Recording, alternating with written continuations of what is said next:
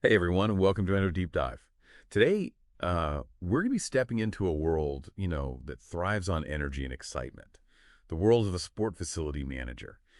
You might think it's all about, the front row seats and the cheering fans, but trust me, there's a whole lot more going on, behind the scenes.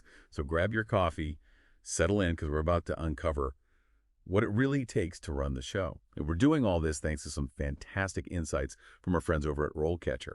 Now, when you think sport facility manager, what springs to mind? Organizing games right, making sure the field's in top shape. True, those are all part of the job. But RoleCatcher's Sport Facility Manager, the complete career guide, reveals a scope that's way more expansive. We're talking strategic planning, financial management, even ensuring the safety of everyone who steps foot in that venue. It's a bit like running your own small business, actually. And the really interesting thing is that this role is becoming even more crucial with the growth of the sports and recreation industry. Rollcatcher's Industry Trends Report highlights a really bright employment outlook for skilled professionals in this field. Right. It's more than just loving sports. It's about understanding the business of sports. Yeah. You're not just keeping score, you're keeping the entire operation running.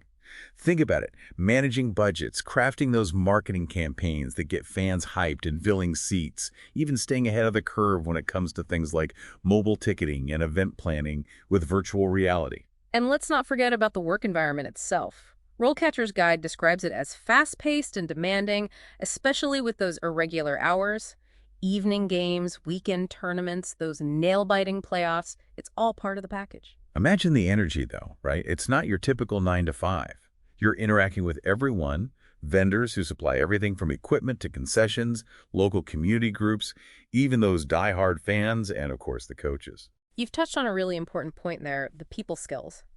The guide emphasizes how crucial strong communication and interpersonal skills are for navigating all those different interactions. And then there's the technology piece we mentioned earlier. It's not just a flashy add-on, it's completely changing how these facilities function. Think about it this way. Using an app to monitor security cameras, adjusting the lighting or temperature on your tablet, all while the game's going on. It's pretty impressive how much technology is impacting the efficiency of these places. But let's be real for a second. Rollcatcher's pros and cons section doesn't shy away from the fact that this job can be intense. Those long, unpredictable hours, the constant pressure to keep everything running smoothly, it takes a certain kind of person to handle all of that. Absolutely. The guide really highlights the need for resilience and adaptability in this role, but it also emphasizes the immense satisfaction that comes with it. Imagine the thrill of seeing your vision come to life, of creating a space where people come together, athletes achieve greatness, and memories are made. There's a real sense of accomplishment in that. So we've talked about the demands, the energy, the sheer scale of what a sport facility manager handles. But what about the skills themselves? What does it take to truly thrive in this kind of role? Well, you might be surprised to learn that some of the most valuable skills aren't about sports at all. Rollcatcher's Functions and Core Abilities section highlights things like negotiation, persuasion, even psychology as being just as important as knowing the game. It makes sense when you think about it. You could be negotiating a major contract with a vendor one day, trying to secure the best possible deal for your facility. And the next, you're figuring out how to motivate your team during a huge tournament. Exactly. And let's not forget those psychology skills. Understanding what makes fans tick is like having a secret weapon when it comes to marketing and promotions. For instance, say you want to attract more families to a midweek game. Knowing that kid-friendly activities and special ticket packages might appeal to them is how you fill those seats. It's about applying those insights strategically. And that brings up a good point. How does one even get started in a career like this? Is it a straight shot to the top, or is it more of a gradual climb? It's definitely a journey. RoleCatcher outlines several career stages in their guide, Sport Facility Manager, Career Stages.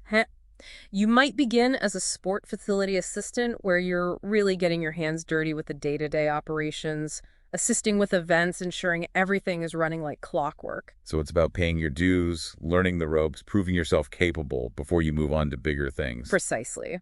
From there, you might progress to a coordinator role, taking on more responsibility, maybe overseeing specific programs, promotions, or even supervising a team.